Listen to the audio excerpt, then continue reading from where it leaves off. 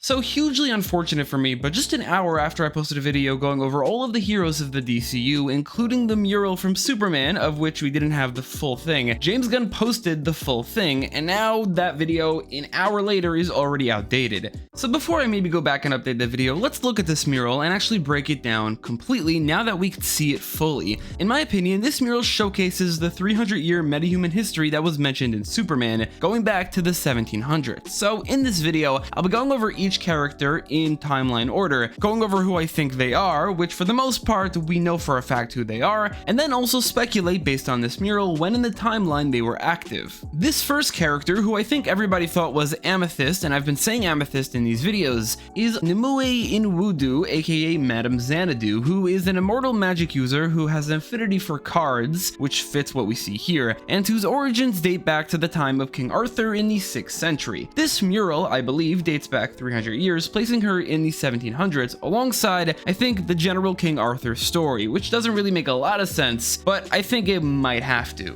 This design definitely doesn't look exactly like Madame Xanadu, except she has this thing called the Cloak of Syra in the past, which actually looks identical to this. So this is definitely Madame Xanadu, just as a character named Sister Symmetry. That's what she was called at the time. This next character also has to do with the King Arthur story. Brian Kent, aka the Silent Knight, is one of Hawkman's many reincarnations, except this one never awakened into Hawkman. In the comics, he's from the 6th century, but here he's seemingly moved up in the timeline. Silent Knight doesn't have any powers in the comics, but there are other characters in this mural who do not have any powers, which makes you wonder why they're in the metahuman timeline mural, but I think it's just because they had big roles in certain events in the metahuman timeline. A character who is not here at all, who we thought, is the Shining Knight. I think we saw his Pegasus, but actually that was somebody else's horse we'll get to soon. This woman who looks like a green Wonder Woman, who at first glance you might think is Wonder Woman, is indeed an Amazonian, but not Wonder Woman herself. Exoristos is an exiled Amazon who wandered the world, crossing paths with Madame Xanadu, and as a member of the Demon Knights, was an ally of Etrigan in the past, who later regained her honor and returned to Themyscira, but also her sword became Wonder Woman's sword in the present day. So like the Silent Knight, we knew this one. John Valor, aka Black Pirate, is a British privateer in the 16th century in the comics. Here, I think he's from the 18th century. Black Pirate is powerless in the comics, but I guess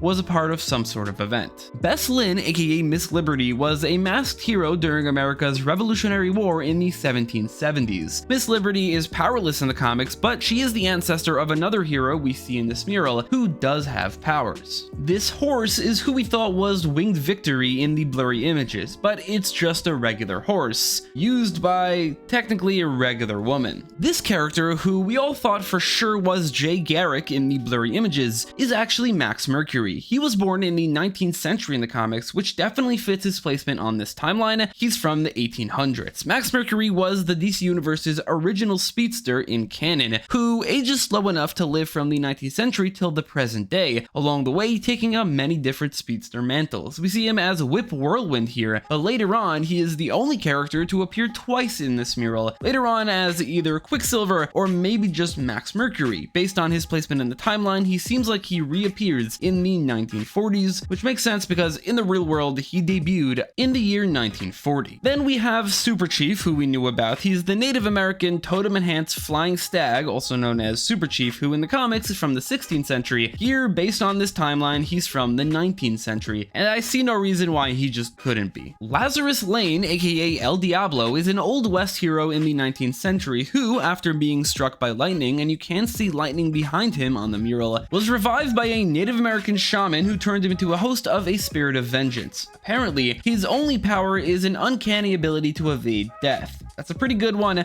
but not exactly a very interesting one in comic books because that's literally every single comic book character. I mean, Batman definitely has that ability. This shirtless man seems to be a character named Samuel Slam Bradley, a main character of a story in the first ever issue of Detective Comics, predating Batman by 26 issues. Slam Bradley is simply a police detective in real-world cities, later Gotham, and he has a sidekick named Shorty Morgan who is simply his assistant. Apparently, however, he's actually based off early designs for Superman. Maybe that's the reason he's included, or maybe it's because he was in Detective Comics #1 or DC #1. It's unclear when Slam Bradley is from. Maybe we jump all the way to the 1940s when all these characters debuted. Maybe he's from World War I, because there's not a lot of characters in World War I, but a lot of characters in World War II, where I think in the DC universe, as per usual, there is a superhero boom that is equivalent to the present day, which is why a lot of the timeline on this mural, I think, is from the 1940s. Now this is a really deep cut. Rip Graves is a powerless masked crime fighter named the Ghost of Flanders. He got that name because he was a soldier who seemingly died in World War I, but re-emerged as a masked hero in World War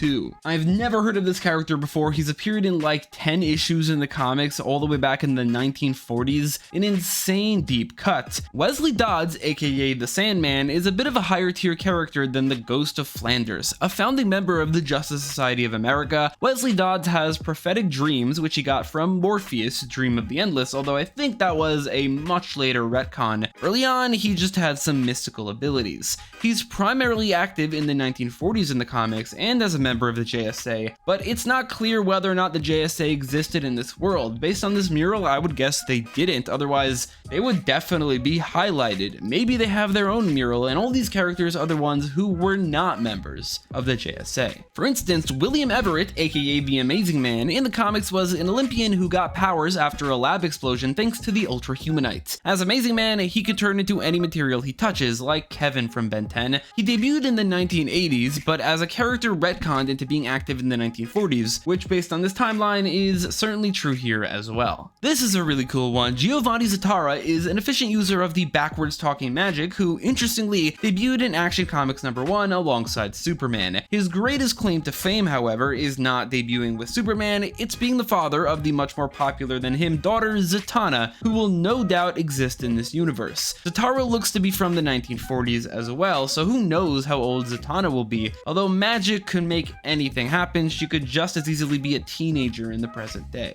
Libby Lawrence, aka Liberty Bell, is the descendant I mentioned earlier of Miss Liberty. She was also an Olympian in the 1930s who got special powers. She has enhanced strength, speed, and stamina activated by the ringing of the cracked Liberty Bell. Continuing the superhero dynasty going forward, she would marry a speedster who we don't see here named Johnny Quick, and then give birth to Jesse Chambers, who would become Jesse Quick, but also Liberty Bell. Bullet Man and Bullet Girl are long forgotten heroes from Fawcett Comics, which is where Shazam is from. Jim Barr was a ballistics expert and chemist who, after being rejected from the police force, created a drug to give himself enhanced strength while also building a gravity regulator helmet so he could fly like a bullet, which is frankly a pretty cool idea, except he looks stupid. Bullet Girl is Susan Kent, Jim Barr's sidekick with all the same abilities. They would later get married, but never escape obscurity. Thomas N. Thomas, stupid name, is TNT, a chemistry teacher in the 1940s who gained powers after a lab accident which involved radioactive salts. He and a student named Danny Dunbar were charged with atomic energy that gave them their powers, but only whenever they touched. As TNT and Dynamite, they have all the basic enhanced strength and stamina powers, but also TNT can generate heat while Dynamite can generate lightning. I think Dynamite might be considered the first kid sidekick in the DC timeline. Sandra Knight, aka Phantom Lady, is primarily known to be a member of the Freedom Fighters, which is curious because they are nowhere to be seen. She typically has no powers, but uses martial arts and gadgets to fight crime or the Nazis during World War II, or in many cases the present day of Earth X,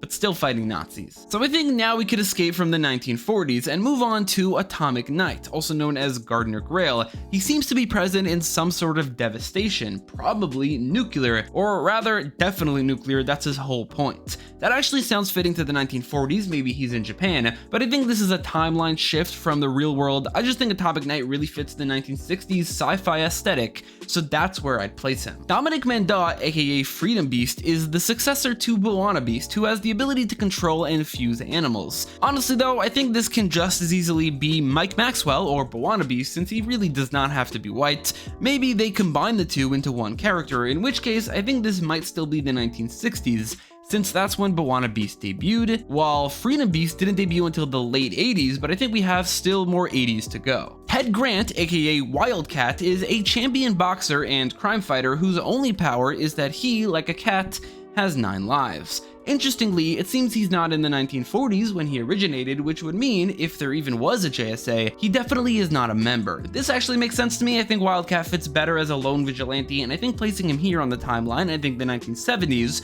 when Rocky came out, would be pretty fitting for the time. Francisco Ramon, aka Vibe, is a metahuman with an unknown origin who has the power to shoot shockwaves and an uncanny ability to breakdance. Modern versions of him made him an interdimensional traveler with far more powerful abilities. You probably know him from The Flash. While ditching the breakdancing trend, he never breakdanced in The Flash once. This version seems to place him right back in the 1980s in all his breakdancing glory. Andrew Van Horn, aka Gunfire, is one of the New Bloods, a group of metahumans granted their powers after being infected by Bloodline's parasites. He gained the ability to turn absolutely anything into a gun. His design, his powers, and even his hair are all over the top 90s, and that definitely fits the timeline, so he's from the 1990s. And then there's Maxwell Lord, who owns the Hall of Justice. The Justice Gang is his team, so it makes sense he'd be on this mural, but also I think it signifies the selling out of the superhero community, which could be a big theme in the chapter. I don't know what he's holding, what that atom symbol is. Maybe it's the atom? Probably not. I guess we'll find out soon enough. So based on my assessment, in timeline order, we have in the 18th century, Madame Xanadu, Silent Knight, Exoristos, Black Pirate, and Miss Liberty. In the 19th century, we have Super Chief, El Diablo, and Whip Whirlwind. In the 20th century, we have the World War II boom of the 1940s, Slam Bradley, Ghost of Flanders, Sandman, Amazing Man, Zatara, Liberty Bell, Max Mercury, Bullet Man and Bullet Girl, TNT and Dynamite, and Phantom Lady. In the 1960s, there's Atomic Knight and Bwana Beast. In the 1970s, there's Wildcat. In the 1980s, there's Vibe. In the 1990s, there's Gunfire. And then in the 2020s, there's Maxwell Lord and Lord Tech.